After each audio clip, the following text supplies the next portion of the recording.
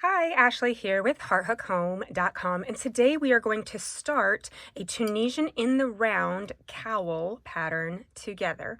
This is part of my advanced Tunisian crochet workshop. This is week 3, where we learn how to do Tunisian crocheting in the round.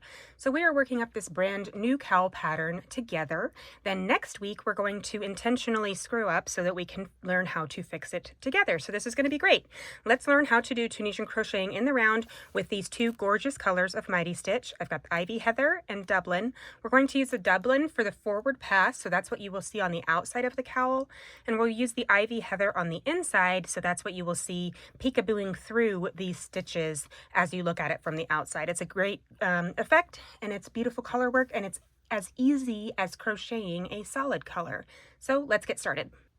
In order to do Tunisian crocheting in the round, you need to have a double-ended hook. So you can use a stick hook like I have here. I like to use these for sleeves or for smaller projects, or you can use two hooks of the same size separated by a cable, right? So this is the new Tunisian in the round hook set from We Crochet, and I'm going to be using my 7mm hooks to do this cowl.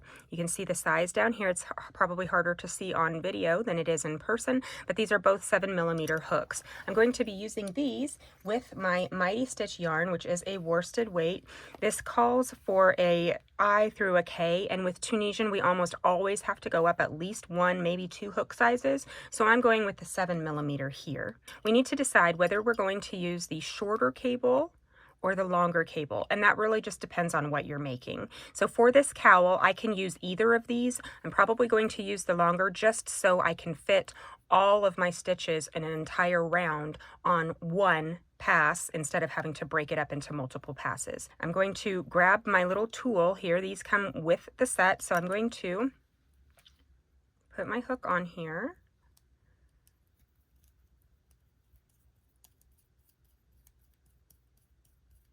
When I get it all the way down to where it's hand secure, I'm going to insert my pin here into this hole, and it goes straight on through the whole thing, and just make sure that that is very secure and it's not going anywhere.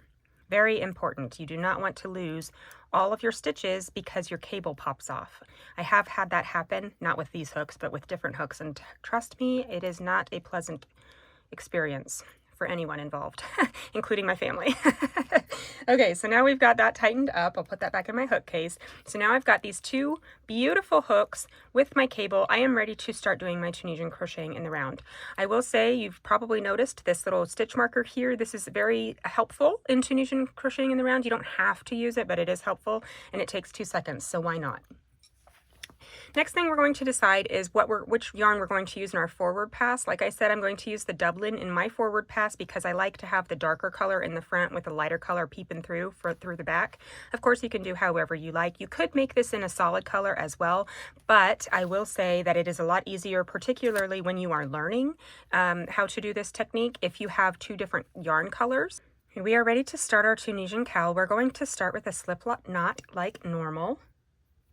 Beautiful. We do not need to pick a hook. Either one is, they're both the same, so you just grab whichever hook you want to start with and tighten up our slip knot.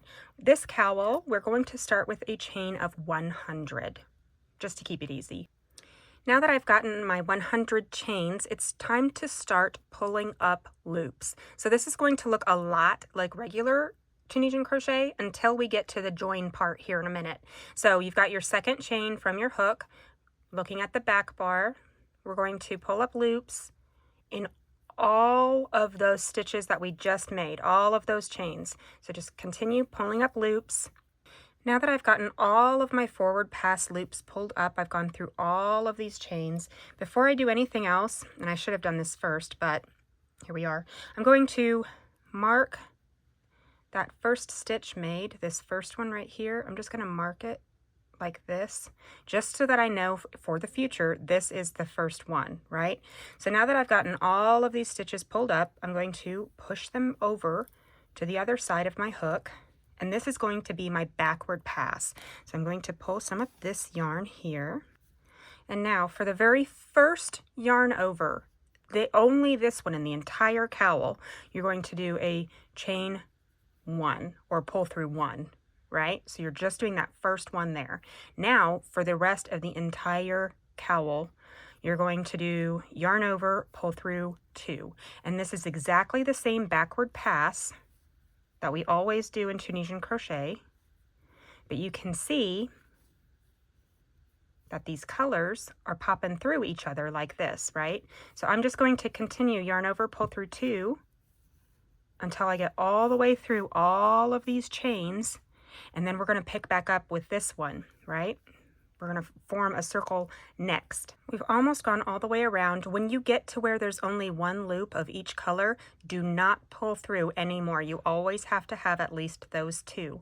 Now we're ready to slide everything back, or just those 2 loops, I suppose, down to the other side. Let's get this yarn out of the way. And this is where that stitch marker comes into place. So first we're going to make sure that this is not twisted around on each other. So now we're going to find that stitch marker. That was the first stitch that we pulled up. Now that we've established our foundation row, you can use virtually any Tunisian crochet stitch you want. I'm going to choose to do a reverse stitch for this entire cowl. You can do simple if it's easier for you to learn, or however you want to do it. So I'm going to, in that very first stitch, I'm going to pick up my first reverse stitch here. So I'm just going to pull up this loop. With all these yarn tails, it's a little cumbersome, but once we get past this part here, it's going to be smooth sailing. So I've inserted into my first loop, I'm pulling that up, and now I'm just going to continue pulling up reverse stitches all the way around. And now that we've joined, it's going to be a continuous spiral until we tell it not to be, until we decide that we're done. So I'm picking up all of these reverse stitches. And there's a dedicated video tutorial for the reverse stitch, just to get that nice pop of color. There we go. Isn't this looking great? So now when I'm ready to start popping off more, I can add all of these on for the purposes of the video. I'm not going to do that. I'm going to move my hook all the way down to the other end. And now when I'm ready to start doing more return pass, where I'm knocking these off, you can see that it's seamless going from this way. So I'm just going to start yarn over, pull through 2 all the way. And remember, never have less than 2 loops on your hook. One the forward pass and one the return pass. So I'm going to move these all the way back to this side, and I'm going to continue pulling up loops using the reverse stitch all the way around in a continuous spiral. So I'll show you after I've got a few more inches here, and we will continue on. It's going to be absolutely gorgeous. Working away here at this Tunisian reverse stitch. I'm loving how these colors are playing off of each other. Just that pop coming through. Technically, you could make this a reversible scarf if you like the way that that side looks. Just gorgeous. So I've got 1, 2, 3, 4, 5, 6, 7. I'm on my 8th round now. I'm just going to continue going in that spiral all the way. I've gone as much as I can on my forward pass here, so I'm ready to go to my return pass. We're going to move all those stitches down to the other side and use this yarn here to go ahead and start knocking off these stitches on the return pass.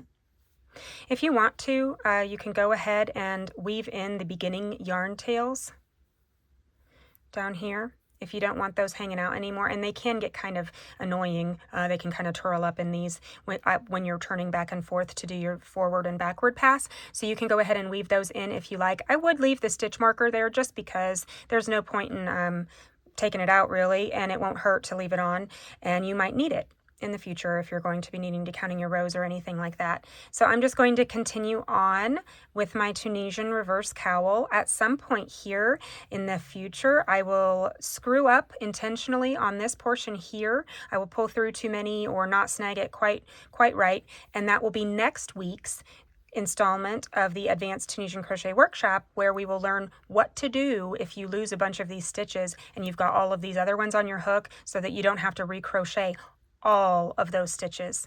So I will see you here shortly, and we will do that together on video.